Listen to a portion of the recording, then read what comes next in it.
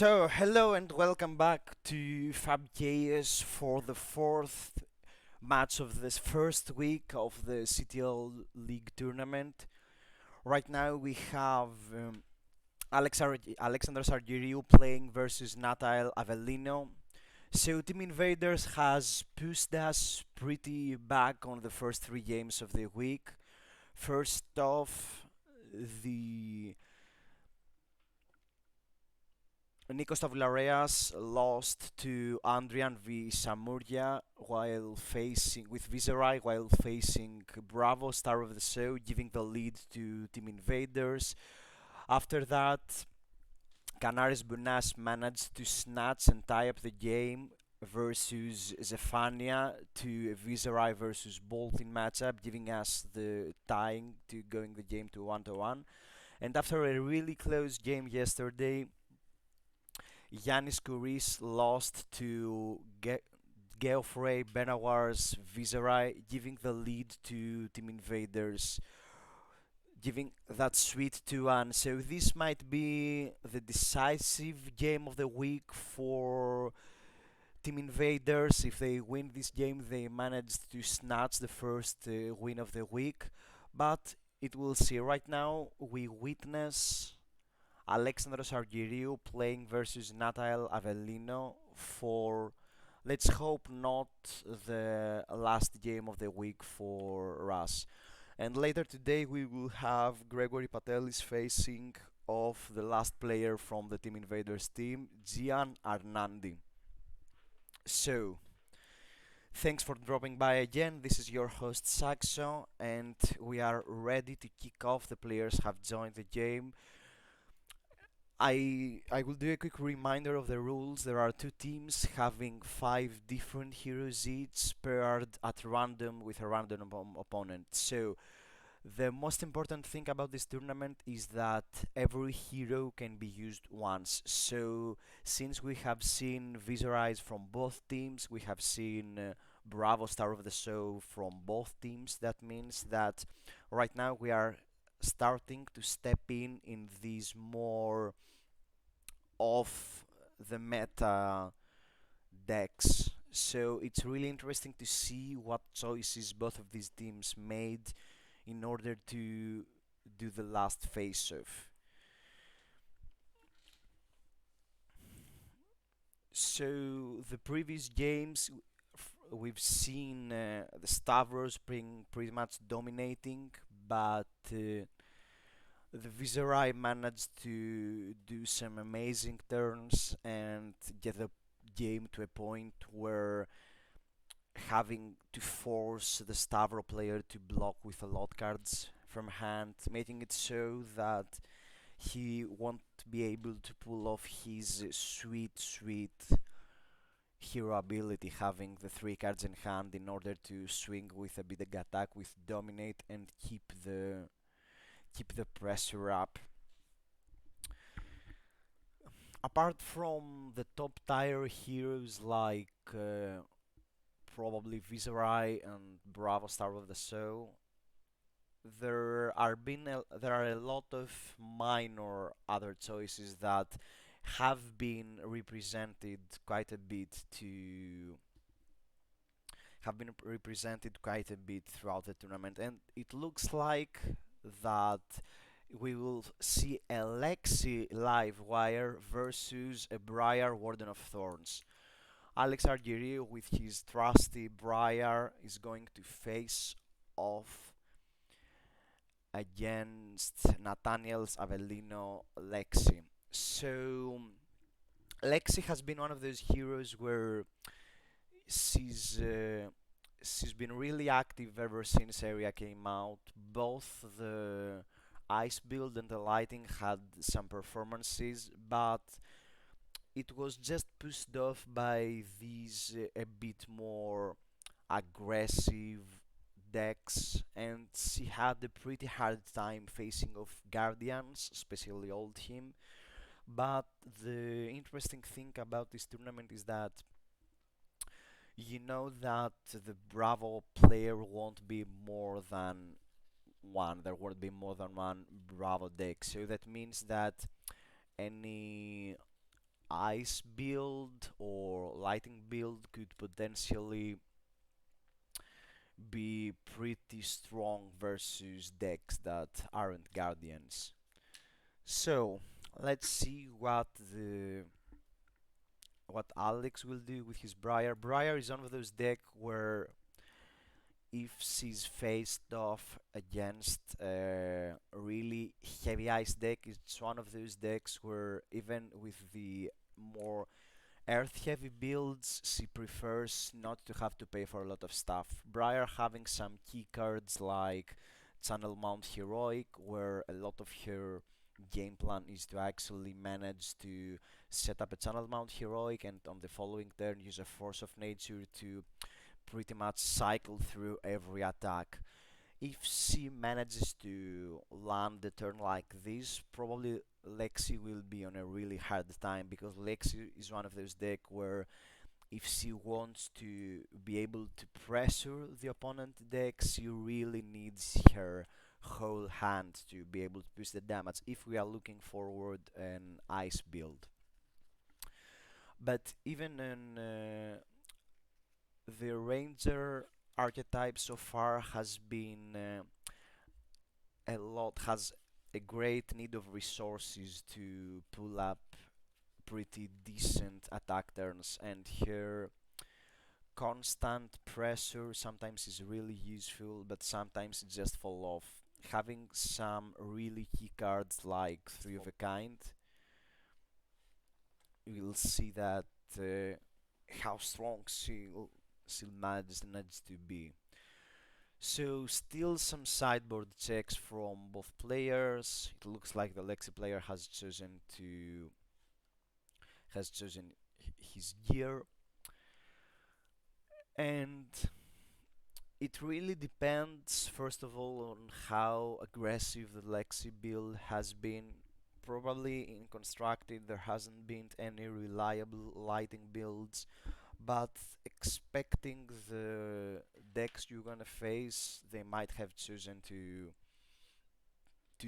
go towards a more aggressive path like lighting. But what we've most used of seeing Lexi as is as a pretty consistent, aggressive, disruptive deck with a bunch of ice cards and elemental arrows. Probably the card that Lexi really loves seeing is, as we've told before, Three of a Kind. It's one of those cards where it really pushes giving access to greater than 4 cards in hand, and that's something that's really strong in Flesh and Blood. So it looks like there's been a roll-off. We can't really tell which player won the die roll, but it looks like that I think the Briar is taking the first turn, and we see from the Briar side we've seen a lot of armor, something that we're used before to seeing from Lexi. To Monster Runeblades really having all these nice 2 armor potential equipment gives just so much breathing air on some of these really key turns. And from the Lexi side, we've seen actually a Death Dealer. That's not the most common build for a nice Lexi, so we might have a really interesting game on our hands. It looks like Lexi is taking the first turn and pitching a yellow Frazzle and setting up a snapshot with Death Dealer. Yeah, that's definitely, we are looking right now at a lighting Lexi build, a lighting Death Dealer build. That's really interesting. Lexi chose, as it seems, to go to the just a single Arcane Barrier from Hardvice. Having a single Arcane Barrier and an armor piece, it's a great filler for equipment for decks like Lexi. Another 2 armor from Purge Grapplers, pretty normal from the Lexi side. And Soaked Armor is one of those cards where it's one of these key cards for decks like Lexi, especially lighting, where every effect you might use gets pumped up. And here we will see actually a yellow Flock of the Featherwalkers. It looks like we have a really interesting deck on our game today. So it looks like Red Frazzle was revealed from hand while attacking with Flock of the Featherwalkers. Flock of the Featherwalkers being one of those Welcome to Wrath cards where the power level is just there. There have been so many decks that really love utilizing a card like Flock of the Featherwalkers because the Quicken token is something that a lot of decks really like to use, either it being Runeblade or Warriors, or it's one of those cards where it feels like it will be a staple for a lot of time. And here we see a yellow one. We don't know if the Lexi will be also running red band, so it looks like we will see a 4 block from the Briar side. Briar being one of those decks where she struggles to the fact that most cards in her hand have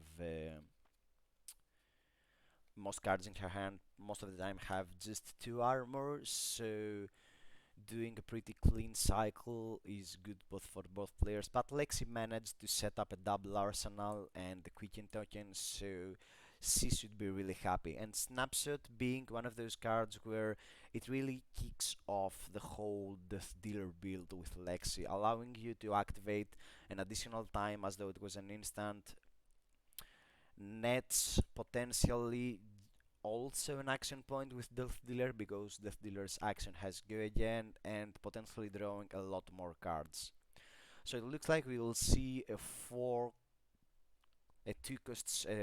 card Sonata from the Briar side, pitching this dude to reveal 4 cards and dealing the 1 free arcane damage, and the Lexi player instantly pitches a blue Flock of the Featherwalkers. We might see here a deck that runs the whole 9 package of Flock of the Featherwalkers. And Briar really likes to utilize and cycle with cards like Sonata because her ability allows you, if you've played 2 non-attacks, to get an Embodiment of Lighting, an Embodiment of Lighting being almost a go again to most attack actions you do have. And it's really one of those cards where again the Runeblade players and Runeblade classes really love having access to a lot of cards, and the Briar's explosiveness is pretty much because of that. If just play any 2 non-attack actions and you instantly can give go again to any attack, and that's where Rosetta Thorn really shines because it's a really strong weapon paired with all the cheap cards classes right like Runeblade have. And here we see a simple and enlightened strike. We don't know if it's a +2 go again. It looks like he won't draw a card, but it looks like it's just 5 go again from the Briar side. Good morning, Fifth Planet Games. Good morning to you too. Thank you for joining in. It's the 4th game for FAB Chaos versus Team Invaders. And here it looks like we will have a really interesting game on our hands. So it looks like the Briar did the typical 1-2 punch using a Sonata for 4 and going to Enlightened Striker again and Rosetta Thorn. Fifth Planet Games, this is Division 3. I think both us, Fab Chaos, and Team Invaders are newcomers. So thank you for having us. Oh, that's nice. So I hope you can get some info from these games. Nice meeting you then. The Adventure Bros LLS reads, I love FAB first thing in the morning. Yeah, pretty much FAB is an all day round thing. So here we see back to Lexi's turn, so attacking with another Flock of the Featherwalkers. It looks like he really loves this card and showing off the Lighting Press, one of those really premium cards from the Lexi side. Yeah, Fifth Planet Games, when our games will be up, we will to scout you out. You haven't, don't worry, you shouldn't have any worries about that. So good luck on your game today as well. It looks like it's a 4 go again, Flock of the Feather Walkers from the Quicken token, creating another Quicken token,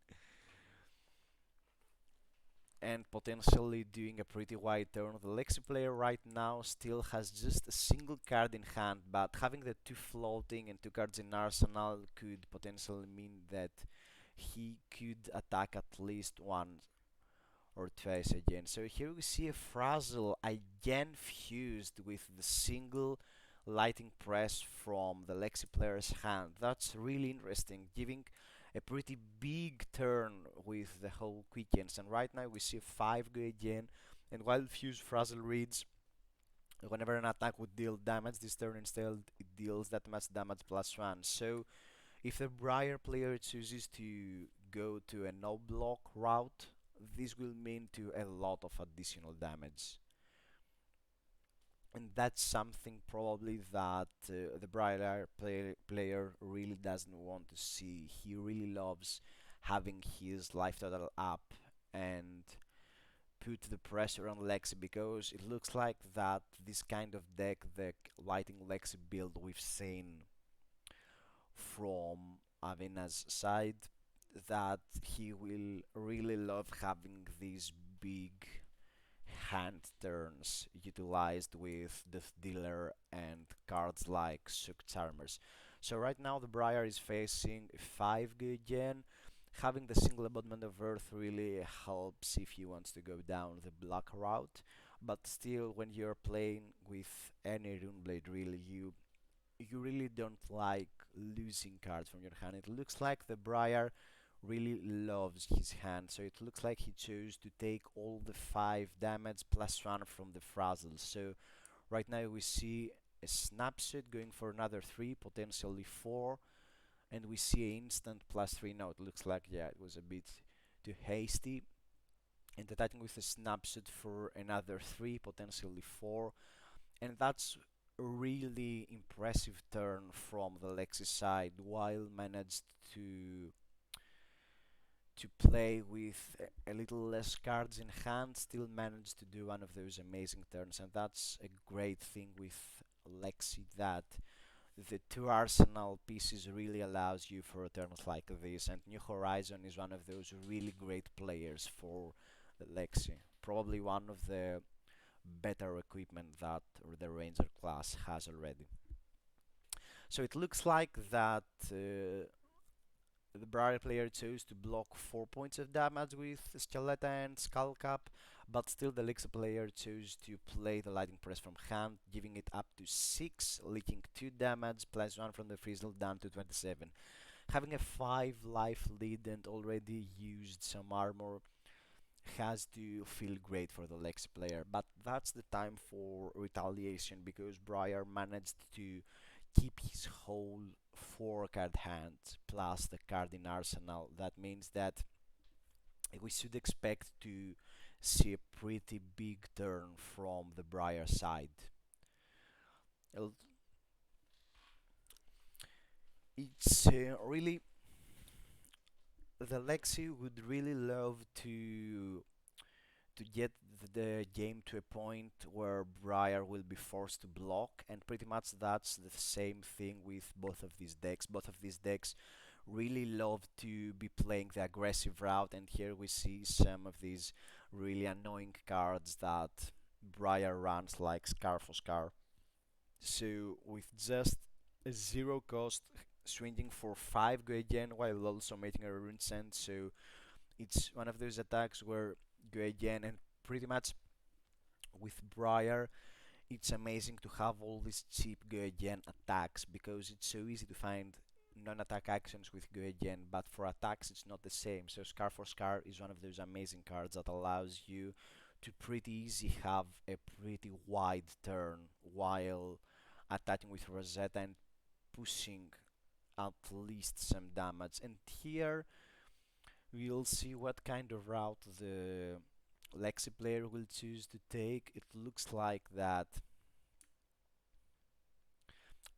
it it looks like that the Lexi will choose not to block, a bit expected from a deck like here. It really doesn't want to waste a lot of cards in her hand unless she sees a really annoying effect from the Briar side. So it looks like that Briar had a Swarming Gloomveil, one of those amazing cards for any Runeblade, and the fact that she created an embodiment of Earth because Scar for Scar hitted means that Swarming Gloomveil right now witnessed two auras get created. That means that for just a zero cost, it will swing for a 4 go again. And another Swarming Gloomveil. Whoa, that's a really wide turn and a really big damage output from the Briar side, and that's something that Lexi shouldn't be very happy about, but still it's not a really annoying effect. But still, using 3 red cards to attack for a total of 12 damage has to be feel great from the Briar side. It looks like the Perch Grapplers will be used for a single block of 2. There are a lot of times where you don't like dropping to a too little life total when facing against Briar because it's so easy for her to deal that last few points of arcane damage. So Lexi takes the chance that she has right now to block with the boots while she still can, keeping up a healthy 19 life total.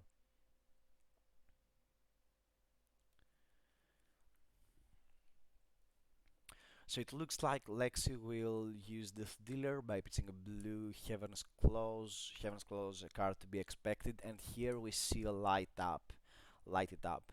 One of those really, really strong Ranger Lexi cards where it could potentially deal up a lot of damage if she manages to fuse it and leak it through. So the Lexi managed to keep a 3 card hand while having pitched a card, and the cycle with Death Dealer is just amazing. So right now the Briar should be fearing for any kind of instance or reactions that could potentially pump up the attack from light tap. But right now Lexi doesn't have that really needed go again if she wants to go wide. But there are really a lot of cards that could be seen from the Lexi side, from a Blink to even a Razor Reflexes. We've seen a lot of cards being played like this on lighting Lexi builds. So let's see what route she will take. No, it looks like we will see a clean red lighting surge played from hand actually. So that means he will just swing for 4 without go again while having 2 floating and 2 cards in hand. She could potentially be looking to either bait some cards or equipment to block, or just set up a big turn next turn while having again this much needed 6 card hand. But right now it looks like the Briar chose not to block, and we see the instant activation of Shock Charmers dealing an additional damage, so having the Briar player take 5 damage, and that's one of the great uses and utility of Shock Charmer. So we see another yellow lighting surge being pitched, so cycling through these not much needed cards, and while still setting up 2 cards for Arsenal for the next turn, the Lexi player managed to pull off a 6 damage turn, which is not amazing, but it's interesting considering she managed to put 2 cards in Arsenal while maintaining a pretty much same life total. So really, really fast we got to that point where the life totals have starting to coming closer to that critical life total where the players will have to start blocking. But it really depends on how strong of a turn the Briar player will have. So it looks like Briar kicked off with the Tome of the Harvest, a card that has seen some action in both Earth cards, in both Earth competitive Earth builds right now, either it being Briar or Bravo Star of the Show.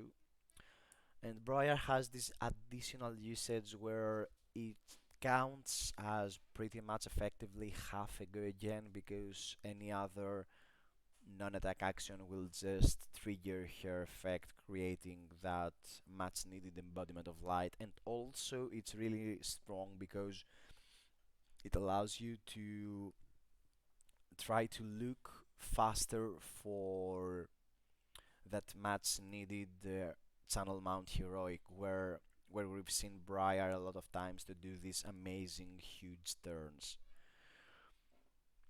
The only downside of cards with Tome of Harvest is that it doesn't allow you to have full information during your opponent's turn on what you're supposed to do, and a lot of the times that goes to a situation where you would have preferred to block with a few cards to get full value from your cards, or you might be missing a fuse or a pitch or a go again or a non-attack action, and that's pretty much the only downside with a card like Tome of Harvest, where you have to draw during your turn and you don't have much information during your opponent's turn.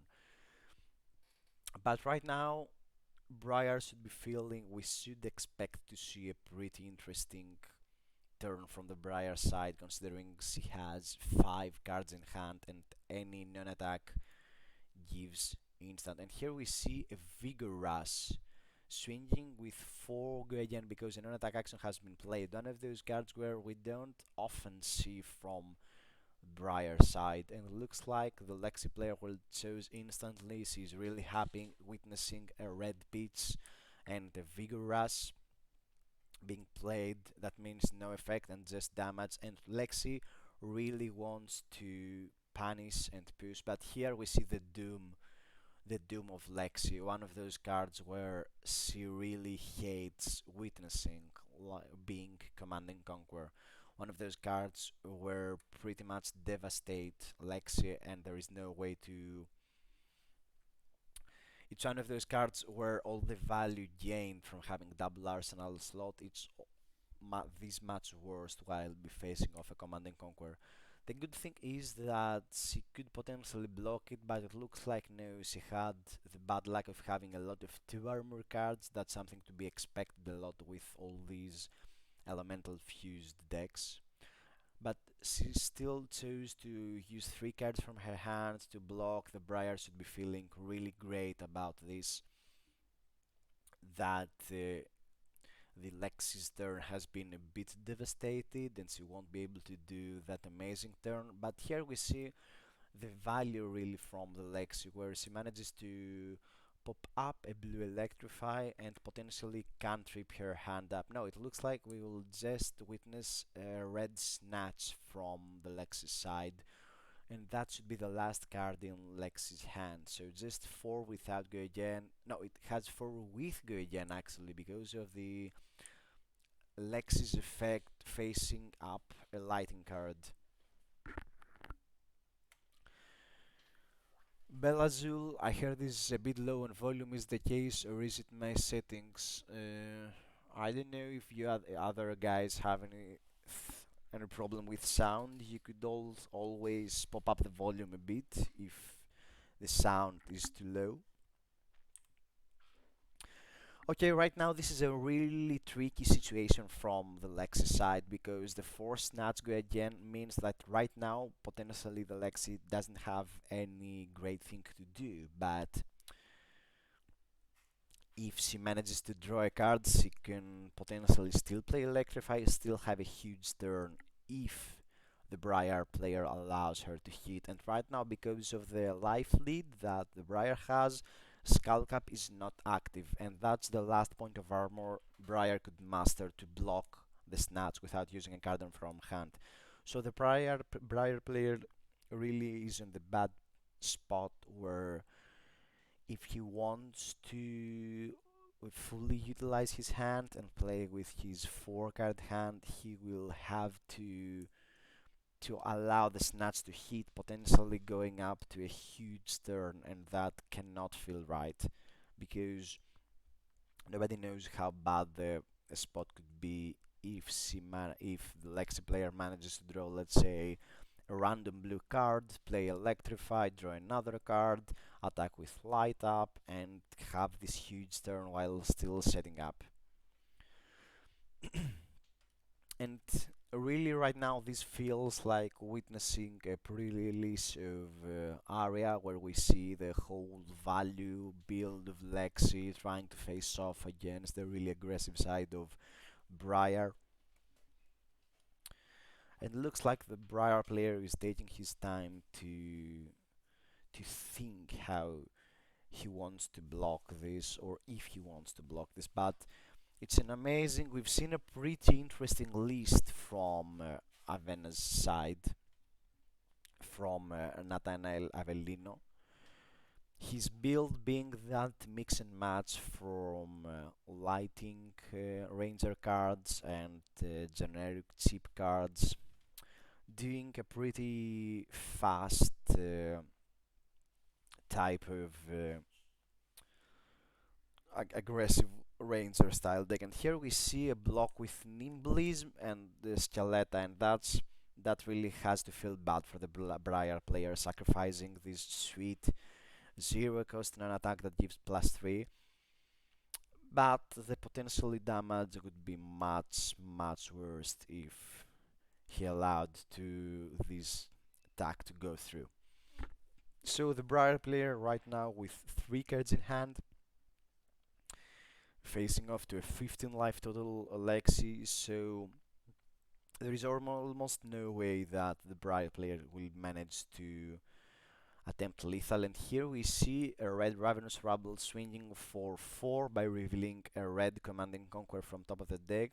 That's another 4-go again, and that's the consistency we've used to see from Briar so much. All these 0 red attacks with 4 attack, pushing and putting your opponent really on the clock, that if he doesn't want to start sacrificing cards from his hand, that Briar will attempt to give you as little time as possible. Still though, it's almost impossible to execute any level 11 damage turn with just 2 cards in hand from the Briar side. But the Lexi really doesn't want to drop on that too little hit point, because the mix and match from damage type from Briar will certainly be able to close up a game if she really needs to. It's interesting to see the Shock Charmers, because something that is really strong about them as well is the Spell Void effect, so the Briar cannot be certain to close up a game with Rosetta if she really wants to do that. And here we see a rune chant created from Briar and another Ravenous Rabble for another 4. And here we see a yellow snapshot being blood, leaking another single point of damage, and the rune chant down to 9 hit points. And here we see that Briar would really love to have her Nimblism right now, because if she also had the Nimblism, this whole turn would deal a massive +5 amount of damage, +2 for 3 from the Nimblism, and another 2 Arcane from Rosetta Thorn, because she didn't manage to play both in an attack action and an attack action. So let's see. Right now Lexi chose to block with 2 cards in hand, but that's really the strong point from Lexi, having all these cards that allow you to cantrip through your deck and potentially give you back the value to do a pretty interesting turn. Here we see a blue Electrify being played from Arsenal, drawing a card and having one more resource to play around. And here it is, the Light Up, one of those cards where you really don't want to allow it to go through, and a red Electrify being revealed, meaning that if the Light Up goes through, the Briar player will be faced to get dealt a single point of damage for every equipment that have, meaning for an additional 3 point of damage. Also, if the damage has been equal or greater than the number of equipment they control, they won't be able to use any activated abilities until the end of the turn. So it's a really annoying point from the Briar side, because we are at this point where she really wants to use her Snapdragon Scalers to be able to push that last amount of damage, because Lexi right now is on that critical 9 life points left.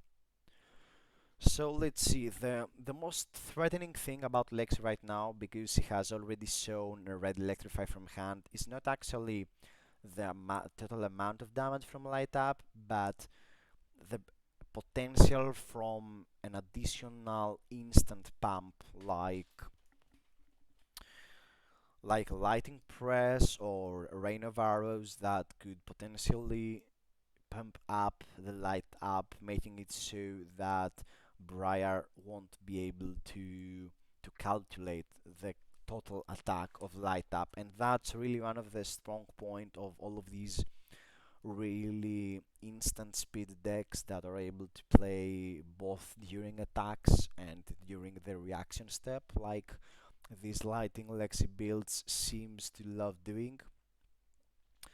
So even though it feels like a healthy lead, if the attack goes through, the Briar player might not be able to push through the last points of damage, because he won't be able to use Snapdragon Scalers. And it looks like that a single attack, a red Exude Confidence, and pretty much on this matchup, it's one of those really, it's a grey card. It's a card that can be replaced with a lot of cards. Briar deck has a lot of zero cost for attack cards, so that's why he felt like it doesn't really matter to lose one card like this. But here we are at this critical point where the Briar really wants to push the Lexi towards that point where she won't be able to maintain a full card hand. And here we see the Nimblism not being sacrificed this time, and a 7 attack snatch from the Briar, and that has to feel really bad from the Lexi side, because again, all these area builds or these elemental builds just have so many cards in the deck that have potentially just 2 points of armor, meaning that she might have to commit more than just 2 cards from hand to be able to fully block the snatch, if at all. And also the fact that Light Up didn't hit the previous turn, and still having access to Snapdragon Scalers, means that the Briar player, especially if he manages to get the extra card from Snatch, will still be able to push a lot more damage. So definitely from the Lexi side, there is no way to allow this Snatch attack to hit. So right now the Lex is on the really, we haven't seen a lot of instant speed cards most of the time, but it's not completely out of the blue to see Briar running cards like Lightning Press, but probably not on earth focused builds like we've seen Alex running with his deck right now. So the thing is that with Lexi, that she also, even though she has that 2 armor equipment with New Horizons, if New Horizons gets destroyed, she will lose access to not only her. It looks like the Lexi player chose not to block, and we went to reactions using Snapdragon Scalers and taking this massive 7 damage. Lexi really wants to force Briar's hand, and here we might be starting to get to the point where we witness one of those last turns. So the Briar having a 2-card hand right now after drawing a card with Snatch. It looks like he will simply attack with Rosetta Thorn for another 4 damage, and it looks like the Lexi player will choose to sacrifice Shock Charmers to prevent the 2 Arcane, trying to maintain her full hand in order not to get this final turn that will lock the game out. So right now Lexi will either have to commit a single card from hand or sacrifice the Heart of Ice, making it so that he will manage to get a 4 card hand plus 1 from Arsenal. But that means if she wants to sacrifice her last piece of Arcane Barrier, that any blue card hand from Briar will face lethal unless he runs like something like Sigil, which is definitely not expected at a deck like Lexi, like this kind of build we've seen right now. So Lexi should be on a tough spot, but if she has the correct cards, dealing 21 points of damage to a Briar is not something completely unheard of. So even if she sacrifices her last equipment, she might be able to push Briar to a point where she will be forced to block with the whole of her hand for the next turn and allow the Lexi to deal the killing blow during her follow-up turn. So right now we really should witness those last turns of the game, probably seeing it that both these players know that this should be one of those really key turns. So here we see a block from Entwine Lighting blocking the 2, allowing her to live with the 2 remaining hit points and sacrificing cards that could potentially swing for Forgo again. But here we see the red Electrify that was earlier revealed from the light up fuse, and the red Electrify is one of those cards where it really pushes the deck. But here we see a red Electrify being pitched from the Lexi, so she really struggles with pitch, just like Briar did on the following turn, having to pitch this so much needed Command and Conquer.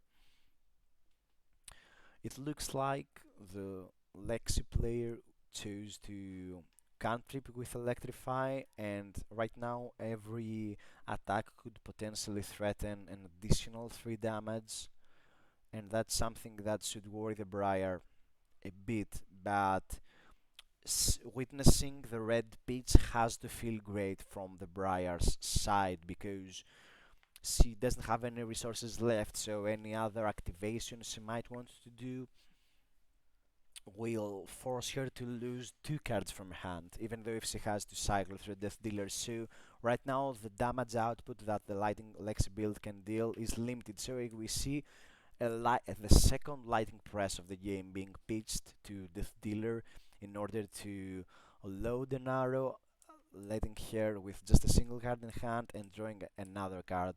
A quick reminder that Lexi right now revealed during her turn a lighting card. That means that her next attack this round will have go again.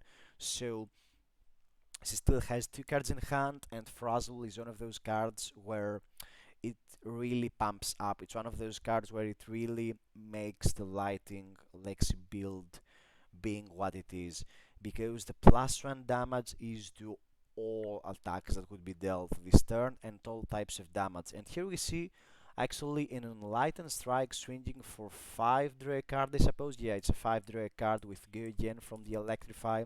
And right now we witness a 5 draw a card Enlightened Strike with go again from Lexi, threatening the +3 damage from Electrify. But right now the Briar should be feeling much more okay than she would feel earlier, because she can, if she has this much aggressive hand and the resources to perform this really strong turn, to just take the damage, count all the potential damage that she could take, and potentially finish off the Lexi with her full hand.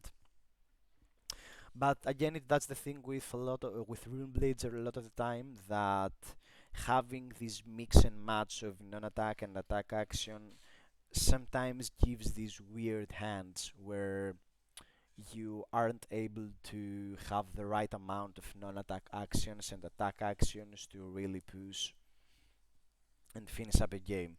So right now it looks like the Briar player chose to take all the damage. No, So right now it's potentially 5 plus 3 from the electrified down to 13, and potentially another, let's say 5 from the frazzle. That's down to 8.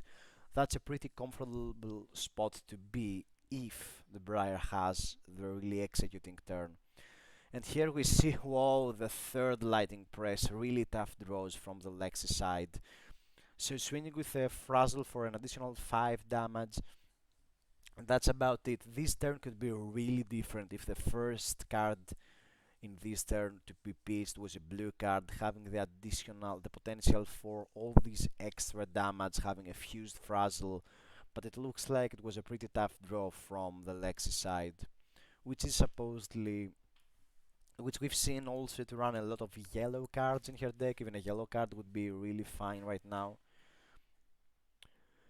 And right now the Briar still is on the same spot. The Briar was able to keep her 4 card hand, and she managed to keep her full hand if she wants to execute a big turn and finish up the game, because we've seen a lot of times that, again, oh, it looks like we will see a block with a channel mount heroic with embodiment to just value block 4 damage, just taking 1, meaning that the Briar either has a turn without it or really doesn't need the additional card in arsenal or in hand. And right now Lexi is on that spot where she doesn't have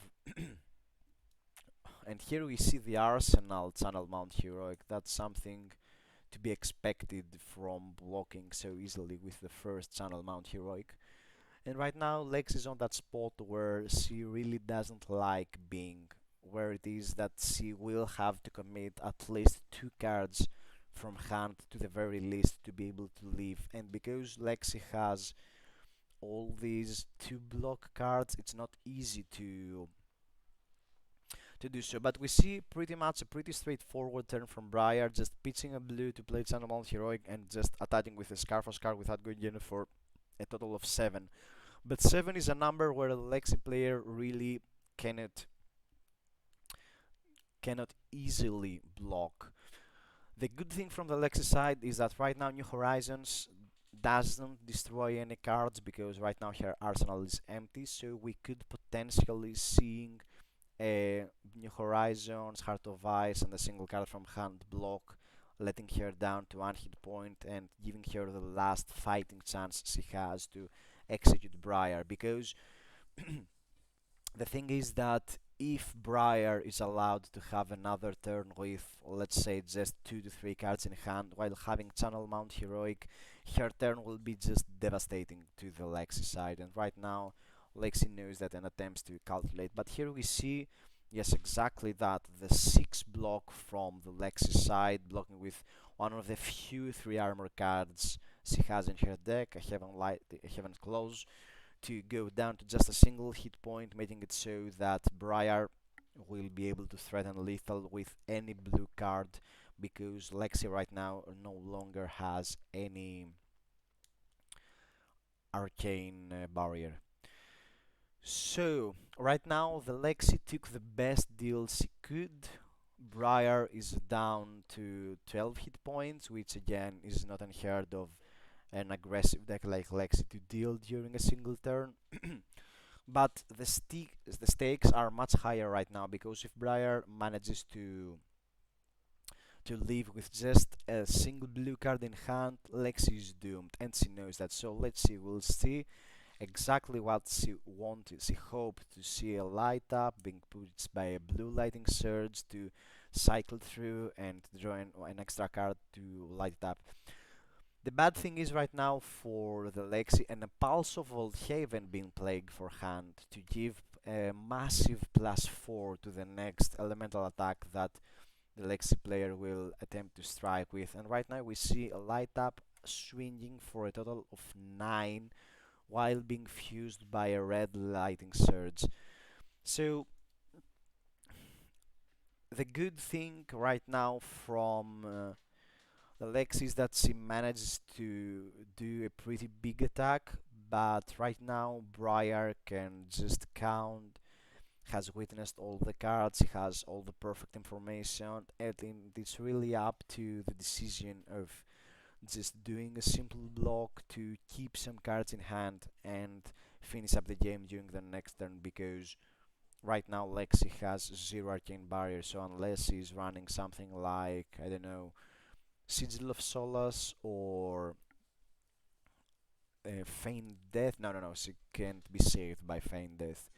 So pretty much it's only the only playable card we could witness from the Lexi side right now should be Sigil of Solace. That means that Briar should feel comfortable to just make sure that there are no other cards left, there is no other surprises, there are no other cards, because if Briar does a good calculation right now, she could have the perfect information to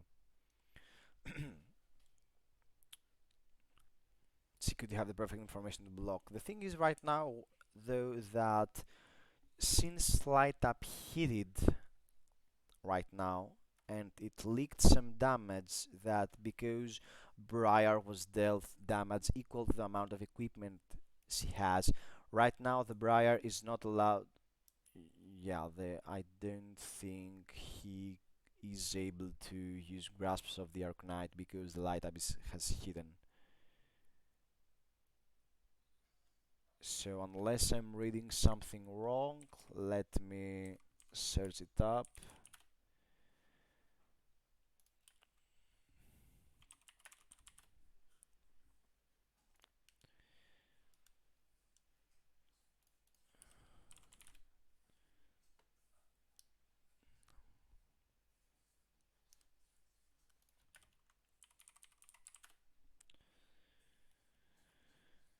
So it looks like